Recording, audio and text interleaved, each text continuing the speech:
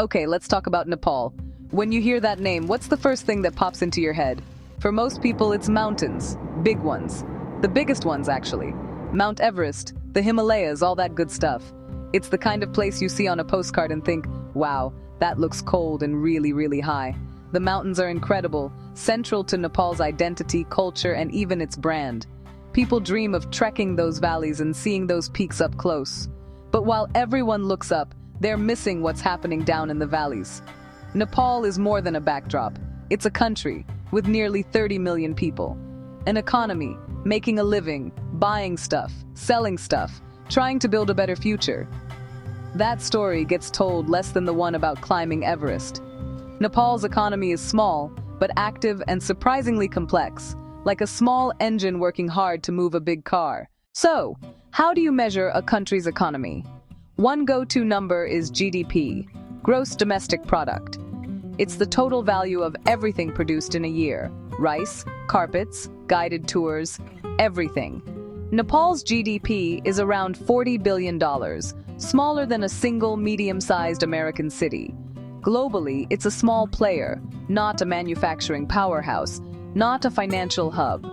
Yet the number of people needing a slice is big. Nearly 30 million more than Australia, whose GDP is about 40 times larger.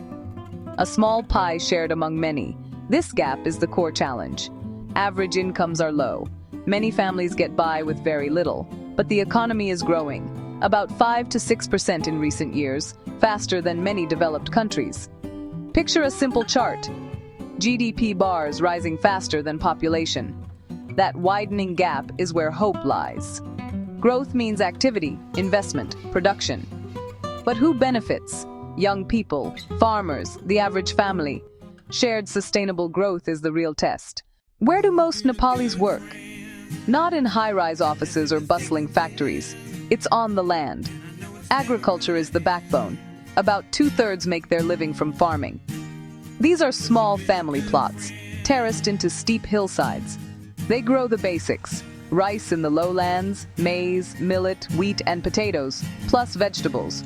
Livestock too, goats, chickens, and buffalo for milk. For many, it's subsistence, enough to eat, with a little to sell for cash. Mountain farming is hard physical labor, often by hand or with animals. The monsoon is crucial and fickle. Too late, too early, or a landslide can wipe out a year's livelihood. It's tough to escape poverty, many workers, but low productivity. Solutions: better irrigation, higher quality seeds, and roads to bigger markets. Turn subsistence into commerce. Put more money in millions of rural pockets. One of the biggest forces in Nepal's economy: remittances, money sent home by workers abroad. For years, remittances have equaled nearly a quarter of GDP, one of the highest rates in the world.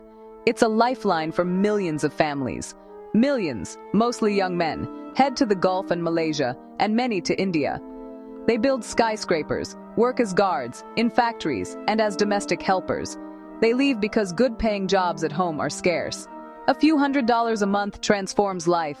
Better food, school fees, a sturdier roof, maybe a new concrete home or motorbike. It's direct, bypassing bureaucracy where it's needed most. But the price is separation and risk. Harsh conditions, low pay, and vulnerability to global shocks. A downturn or pandemic can send workers home and dry up the flow, fragile for families and the nation. Back to the mountains. Tourism is Nepal's brand and a vital industry. People come to experience trekking, mountaineering, whitewater rafting, and rich heritage. Kathmandu, Patan, Bhaktapur. Tourism brings foreign currency to pay for imports, fuel, technology, medicine. Each trekker supports guides, porters, family lodges, restaurants, and artisans. Every dollar ripples through communities. Meet Pasang from the Everest region. His family's lodge depends on spring and autumn seasons. Guests from Germany, Japan, America. Income from those months pays for school and even a small solar panel. But it's a double-edged sword, highly seasonal and sensitive to shocks. The 2015 earthquake and the pandemic sent arrivals plunging. Income vanished overnight. Nepal needs more resilient tourism and a diversified economy alongside it. Beyond mountains, Nepal has water, thousands of fast-flowing rivers from Himalayan glaciers. Hydropower, dam a river, spin turbines, generate electricity. A game-changer for a power-hungry nation. Technical potential exceeds 40,000 megawatts. Today it's around 2,000, huge room to grow. Reliable 24/7 power for homes, schools, hospitals, and new industries and jobs. Between India and China, Nepal could export clean electricity and earn steady revenue. That income can fund roads, better schools, and social protection. But big dams need billions, foreign investors, and political stability. Without it, projects stall. There are environmental and social costs, displacement and ecosystem disruption. Hydropower is Nepal's big bet, requiring capital, will, and careful planning to pay off. Beyond farming, remittances, and tourism, urban life runs on small-scale manufacturing and the vast informal sector. Local factories make cement, processed foods, and textiles, important jobs that keep production at home. They create jobs and trim import dependence, but transport over tough terrain is pricey. Power unreliability, though improving, can halt production and damage equipment. Competing against cheaper imports is hard. The informal sector is massive. Food vendors, day laborers, home artisans, bus conductors, and corner shops. It provides income, flexibility, and needs little capital. But it's precarious, no security or protections. Workers are vulnerable. A sick day or lockdown can erase income. Support and safety nets are essential. Engines matter, but so do brakes. First, geography. Stunning, but costly for roads, bridges, and power lines.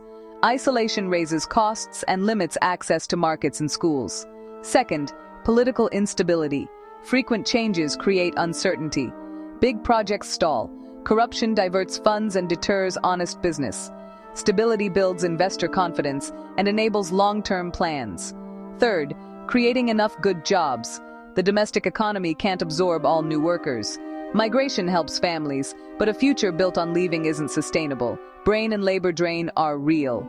Finally, climate change, melting glaciers, unpredictable rains, disaster risks, threaten farming and hydropower alike. These deep challenges demand concerted effort on every front. After this journey through Nepal's economy, the picture is complexity, resilience, and untapped potential. More than mountains, hard-working farmers, love and money from workers abroad, and rivers that could power the future. The economy is small but dynamic, and growing at around 5 to 6%.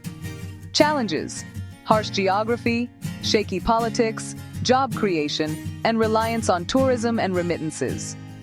The path forward: better infrastructure, lifelines to opportunity, and stable, transparent governance that builds trust.